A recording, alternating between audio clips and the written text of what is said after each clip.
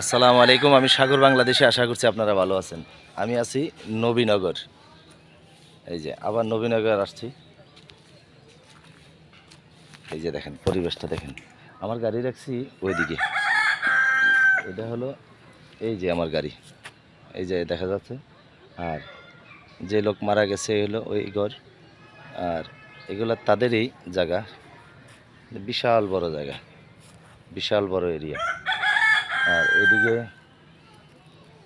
ভিতরে হচ্ছে দানি জমি আছে ওই পাশে, আবার ওইদিকেও আছে। আর এই জায়গাটা এই গরমের মধ্যে খুবই ঠান্ডা জায়গা। এই যে উপরে গাছগাছালি, তো গাছের বাগান লাগাই রাখছি, অনেক সুন্দর,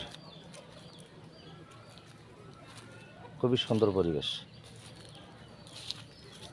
তো ঠিক আছে, নবীনগর থেকে সাগর বাংলাদেশি, আসসালামু আলাইকুম।